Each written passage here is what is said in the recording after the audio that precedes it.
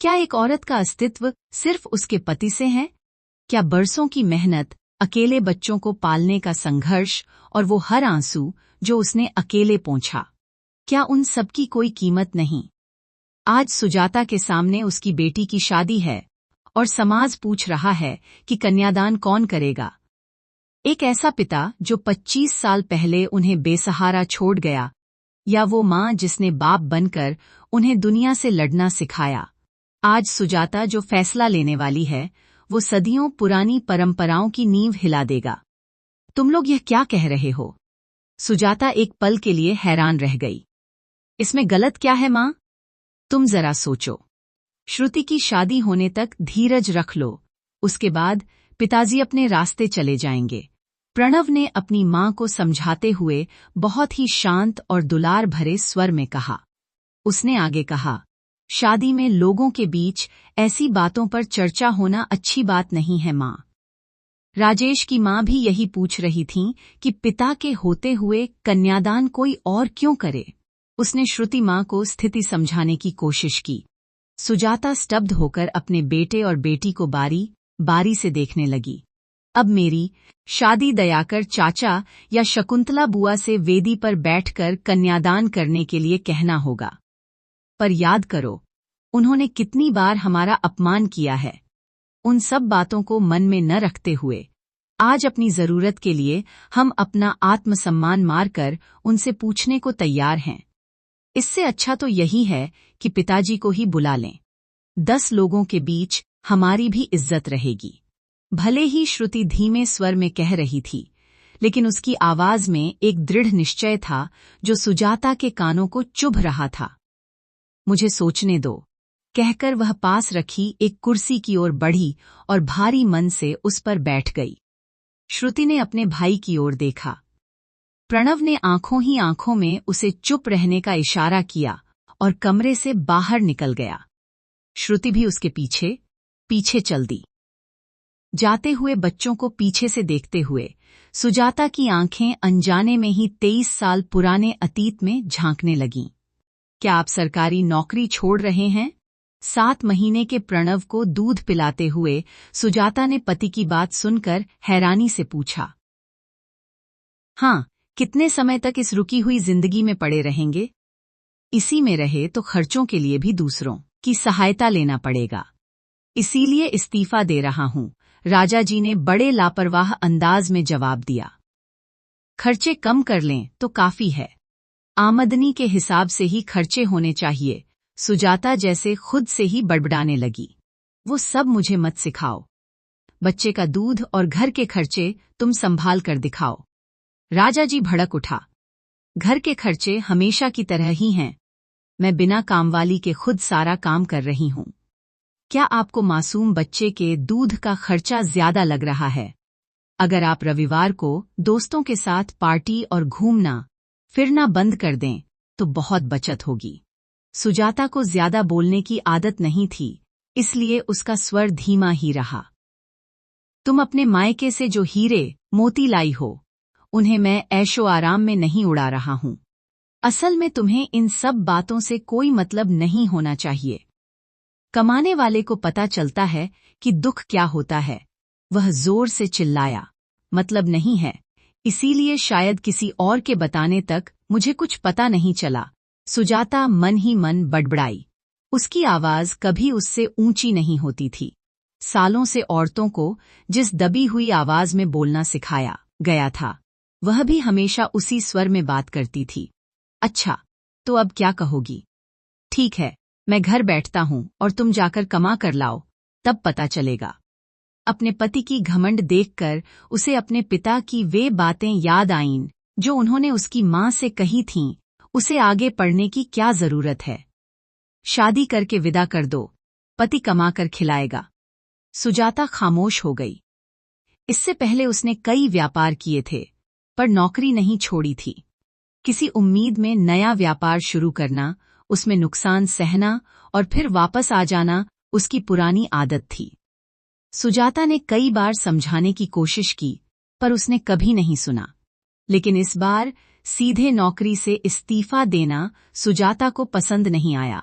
पर वह कुछ कर भी नहीं सकती थी। राजा जी ने नौकरी छोड़ दी, सुजाता के सारे गहने बेच दिए और अपने दोस्त के साथ मछलियों को पालने के धंधे में भागीदार बन गया। जब बेटा महीने का हुआ तो सुजाता दोबारा गर्भवती हो गई। बेटे को संभालने और गर्भावस्था की दिक्कतों के बावजूद वह अपने मायके नहीं गई। उसे डर था कि अगर वह घर में नहीं रही तो पति का घर से बचा कुचा जुड़ाव भी खत्म हो जाएगा। उसने अपनी मां को समझाकर वापस भेज दिया कि वह मुश्किलों के बावजूद सब संभाल लेगी और 9वें महीने में ही प्रसव के लिए आएगी। बच्चे का मिल्क पाउडर खत्म हो गया है, उसने अपने पति से कहा, जो चिकन पकौड़े और ब्रांडी का आनंद ले रहा था। 1 साल का बच्चा है, उसे खाना खिलाओ। दूध की क्या जरूरत है? मां को फोन किया था तो उन्होंने भी यही कहा। राजा जी ने कहा, मुझसे अब काम नहीं हो पा रहा है। कल मां आने वाली हैं, मैं अपने मायके जा रही हूं। वहां जाकर बस बैठी रहोगी तो डॉक्टर ऑपरेशन करके बच्चा निकालेंगे। प्रसव तक काम करती रहोगी तो डिलीवरी आसानी से होगी, ऐसा मां ने कहा है। 9वां महीना लगने के बाद चली जाना, उसने सख्ती से कहा, और फिर ऐसे मग्न हो गया जैसे अब और कुछ बात करना बाकी न हो। जब 9 महीने पूरे होने को आए तब सुजाता मायके गई। श्रुति के जन्म के 10 दिन बाद ही उसने आराम छोड़कर अपनी सहेली के घर जाकर ब्लाउज सिलना सीखना शुरू कर दिया। अभी महीना भी नहीं बीता था कि राजा जी अपनी मां के साथ आए और सुजाता को साथ ले जाने के लिए सास से कह दिया। जब सुजाता अपनी मां और बच्चों के साथ वापस आई तो उसे अपना ही घर कुछ नया सा लगा। रसोई में सामान अपनी जगह पर नहीं था। जहां तक वह जानती थी, राजा जी को चाय बनाना तक नहीं आता था। वह सब कुछ बाहर होटल में ही खाता पीता था। उसने अपनी मां को बच्चे संभालने को कहा और घर जोड़ने में लगी। बिस्तर ठीक करते समय तकिए के नीचे मिला कांच का एक छोटा टुकड़ा और कंघी में फंसे बाल देखकर उसे संदेह हुआ, पर उसने सोचा कि शायद उसकी अनुपस्थिति में कोई रिश्तेदार आया होगा। यह जानते हुए भी कि पत्नी और बच्चे वापस आ गए हैं, राजा जी देर रात घर लौटा। खाना खाने के बाद सोने से पहले सुजाता ने अपना संदेह व्यक्त किया। जब मैं नहीं थी, क्या मां या कोई और रिश्तेदार यहां आए थे? राजा जी का अचानक से चौंकना सुजाता की नजरों से बच न सका। कोई नहीं आया, उसने रूखेपन से जवाब दिया और करवट बदलकर सो गया। सुजाता को समझ नहीं आया कि आगे क्या कहे। उसकी मां 10 दिन रहकर चली गई। राजा जी से मिलने आने वाले लोगों को देखने के बाद इन 10 दिनों में सुजाता को एक बात समझ आ गई कि उसके पति ने न जाने क्या किया था कि वह कर्ज में डूब चुका था। बच्चों की देखभाल में व्यस्त सुजाता के पास कुछ और सोचने का समय नहीं था। लेकिन एक दिन पड़ोसन ने झिझकते हुए जो बताया, उसने सुजाता को और भी दुखी कर दिया। इसे अपने मन में ही रखना सुजाता, मैं बस तुम्हें सावधान करने के लिए बता रही हूं। जब तुम नहीं थी, तब तुम्हारे पति एक औरत को घर लेकर आए थे। उन्होंने कहा कि वह उनकी बड़ी मां की बेटी है, पर 4 दिनों में ही हमें उनका व्यवहार कुछ अजीब लगा। हमने उन्हें चेतावनी दी कि हमारे घरों के बीच ऐसी हरकतें अच्छी नहीं लगती। तुम्हारे आने के 4 दिन पहले ही वह चली गई। तुम झगड़ा मत करना, बस संभल कर रहना। जाता ने बच्चों को खाना खिलाया, बेटी को दूध पिलाकर सुला दिया, पर उसका मन स्थिर नहीं हो पा रहा था। दुख, गुस्सा और खुद पर तरस सब मिलकर उसे भूख और नींद से दूर ले गए। उसे पता था कि अगर वह पति से पूछेगी तो वह कितना लापरवाही भरा जवाब देगा, फिर भी उसे पूछना था। वह सोच रही थी कि क्या कहे, शब्दों को मन ही मन दोहरा रही थी। वह डरे। क्यों? जिसने गलती की है उसे डरना चाहिए। पर राजा जी ने उसे पूछताछ करने का मौका ही नहीं दिया। तभी पड़ोसन रुक्मणी भागती हुई और घबराई हुई आई और उसके कान में जो बात कही उसने सुजाता का दिल तोड़ दिया। पता चला कि वह बगल वाली गली के टिफिन सेंटर वाली महिला के साथ कहीं भाग गया है। चर्चा है कि दोनों ने मिलकर काफी कर्ज भी लिया था। पति में चाहे कितने ही बुरी आदतें क्यों न हों, पर वह ऐसा कुछ करेगा, इसकी सुजाता ने कल्पना भी नहीं की थी। उसने सो रहे अपने मासूम बच्चों की ओर देखा। कल जब यह बात दुनिया के सामने आएगी, यह सोचकर ही उसके पैर कांपने लगे। आंखों से बहते आंसुओं के साथ सुजाता को इस तरह जड़ और निस्तेज खड़ा देख रुक्मिणी का दिल भर आया। उसने सुजाता को धैर्य बोलकर उसके माता पिता को फोन करके बुलवाया और उसे उन्हें सौंप कर चली गई। घर के कागजात गिरवी रखकर कर्ज देने वालों ने जब सुजाता की हालत देखी तो उन्हें दया आ गई। उन्होंने घर खाली करने के लिए 1 महीने की मोहलत दी और चले गए। कर्जदार भी गालियां देकर थक चुके थे और पड़ोसियों के समझाने पर वहां से हट गए। सुराल और ननद को खबर भेजी गई, पर जब वहां से कोई प्रतिक्रिया नहीं मिली तो सुजाता 10 दिनों के भीतर ही घर खाली कर अपने दोनों बच्चों के साथ मायके आ गई। माता पिता के लिए सुजाता का जीवन एक यक्ष प्रश्न बन गया था। वह अपनी मामूली शिक्षा के साथ 2 बच्चों का पालन पोषण कैसे करेगी? जब तक वे जीवित हैं, अपनी पेंशन से जैसे तैसे गुजारा कर लेंगे, पर उनके बाद सुजाता का क्या होगा? रिटायरमेंट के बाद मिले पैसों से उन्होंने सुजाता को सोने के गहने चढ़ाकर बड़े धूमधाम से विदा किया था। दामाद सरकारी कर्मचारी था तो उन्हें लगा था कि बेटी का जीवन सुखमय बीतेगा। उन साधारण लोगों में से थे जो सोचते थे कि दामाद बेटी को थोड़ा परेशान भी करे तो सहना ही पड़ता है। अब इस अचानक आई विपदा से उनके दिल छलनी हो रहे थे। जहां माता पिता सुजाता के भविष्य को लेकर चिंतित थे, वहीं सुजाता का मां वाला मन अपने बच्चों के बारे में सोच रहा था। क्या किया जाए? बात यह थी कि उसका मन उस पति के बारे में एक क्षण के लिए भी नहीं सोच रहा था जो उसे छोड़कर चला गया था। बच्चों का पालन पोषण और उनकी शिक्षा, बस यही एक विचार उसके मन में घूम रहा था। क्या इन 25 वर्षों में उसने खुद का पेट पालने के योग्य कोई काम नहीं सीखा?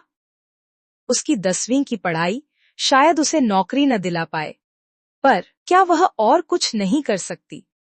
सुजाता के बनाए अचार के सामने तो बड़े होटलों की बिरयानी भी फीकी थी।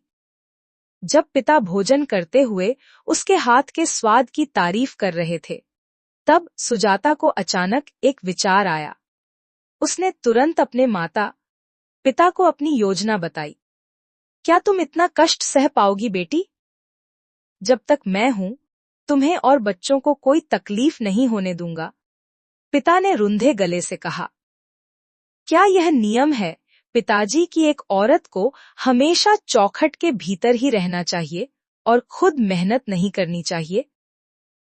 क्या उसे हमेशा पिता, पति या बेटे के संरक्षण में ही रहना चाहिए? इन्हीं नियमों ने तो आज मुझे इस मोड़ पर खड़ा किया है।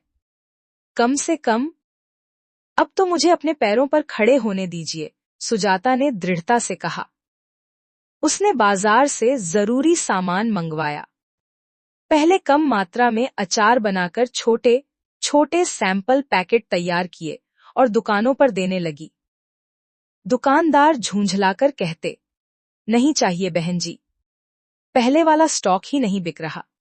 जाता बस मुस्कुराकर कहती, कभी जरूरत हो तो बताइएगा और अपना फोन नंबर दे आती। धीरे धीरे छोटे छोटे ऑर्डर मिलने लगे। अचार के साथ उसने दफ्तर जाने वालों के लिए कैरियर पैक करके भेजना शुरू किया।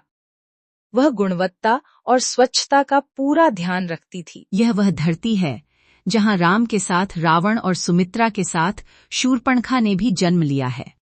रास्ते में ऐसे बुरे लोग मिलने पर भी वह बड़ी शालीनता से जवाब देती।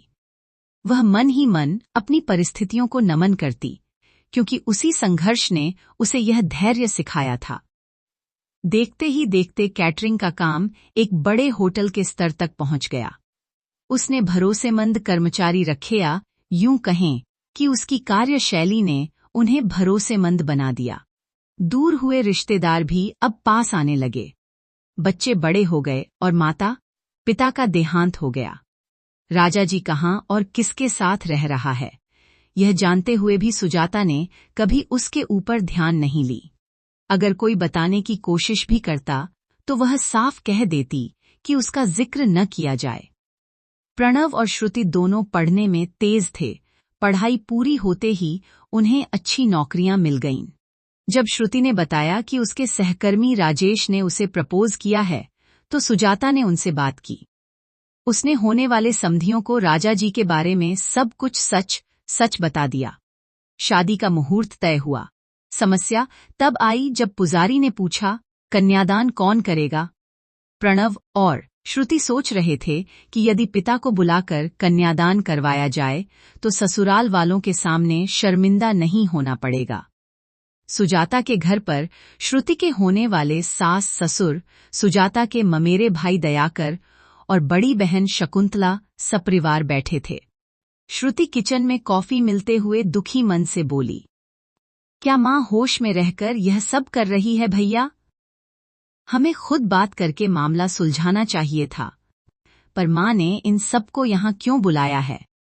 प्रणव ने विचारमग्न होकर कहा, देखते हैं आखिर माँ के मन में क्या है।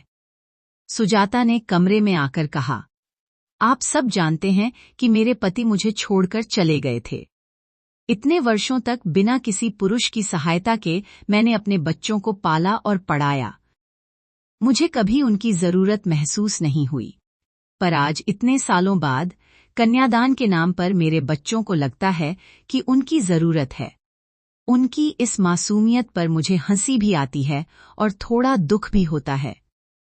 इसीलिए मैंने आप सबको मशवरे के लिए बुलाया है। जिस व्यक्ति ने उन मासूमों को छोड़ दिया जो ठीक से चल भी नहीं पाते थे, जिसने मेरी संपत्ति और गहने हड़प लिए और हमें बेघर कर दिया, क्या उसे पिता के नाते कन्यादान करने का अधिकार है? पर सुजाता, पति पत्नी का साथ बैठकर कन्यादान करना हमारी परंपरा है, दयाकर ने बीच में टोकते हुए कहा। सुजाता ने पलटकर पूछा, क्या पति पत्नी का साथ मिलकर बच्चों का पालन पोषण करना परंपरा नहीं है? जो व्यक्ति अपनी जिम्मेदारी निभाने में विफल रहा, उसे यह सम्मान देना क्यों आवश्यक है? क्या सिर्फ परंपरा के लिए मैं अपने स्वाभिमान का गला घोंटकर उसके बगल में बैठूं? प्रणव ने हस्तक्षेप किया, माँ, मुझे नहीं पता था कि आप इतना दुखी होंगी। ठीक है, दयाकर चाचा या शकुंतला ताई कन्यादान कर देंगे, आप रहने दीजिए। सुजाता ने सबकी आंखों में आंखें डालकर पूछा, यानी मुझे कन्यादान करने का अधिकार नहीं है? क्या उस अयोग्य व्यक्ति के बगल में बैठने पर ही मुझे वह अधिकार प्राप्त होगा? क्या तुम अकेले पीढ़े पर बैठकर कन्यादान करोगी? शकुंतला ने हैरान होकर पूछा। हाँ, सुजाता के चेहरे पर दृढ़ संकल्प था। जब मैंने अकेले बच्चों का पालन पोषण किया तब किसी को आपत्ति नहीं थी, तो कन्यादान अकेले करने पर क्यों? माँ और बाप दोनों की भूमिका में हर कार्य मैं अकेले ही करूंगी।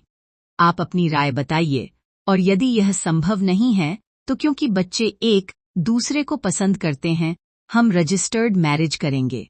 सोच समझ कर बताइएगा। उसने स्पष्ट शब्दों में अपनी बात कह दी। श्रुति अपनी 50 वर्षीय माँ को देख रही थी, जैसे पहली बार उनके शब्दों की गहराई को समझ रही हो। उसने खुद ऐसा क्यों नहीं सोचा? वह क्यों डर रही थी कि कोई क्या सोचेगा या उसका होने वाला पति उसे नीचा दिखाएगा? क्या 10वीं पास माँ के पास उससे ज्यादा समझ थी? उसकी नजर दीवार पर सलीके से लगी तस्वीरों पर पड़ी श्रुति के बड़े होने पर उसे आशीर्वाद देती माँ, स्कूल में टॉप करने पर साथ में पुरस्कार लेती माँ, ग्रेजुएशन की डिग्री लेते समय गर्व से साथ खड़ी माँ, हर जगह हर मोड़ पर सिर्फ माँ ही तो थी। कल शादी में भी वही सब कुछ होगी। अगर यह मंजूर है तभी यह शादी होगी, वरना नहीं। श्रुति के मन में दृढ़ निश्चय था। चाहे दुनिया कुछ भी कहे, मेरी माँ ही मेरे लिए सब कुछ है। उसी पल बादलों की ओट से सूरज बाहर निकला और रोशनी पूरे जग में फैल गई। अज्ञानता के अंधकार से बाहर निकलने के कारण शायद श्रुति की आंखों में भी वह चमक दिखाई दी। उस चमक के साथ उसकी आंखों में नमी भी थी। बेटी की आंखों में उस चमक और सहमति को देखकर सुजाता की आंखों में भी अपनी मेहनत के सफल होने के आंसू छलक आए। अच्छा दोस्तों, क्या सुजाता का निर्णय सही था? आपके विचार कमेंट में लिखिए। अगर वीडियो पसंद आया हो तो कृपया लाइक और सब्सक्राइब करें। देखने के लिए धन्यवाद।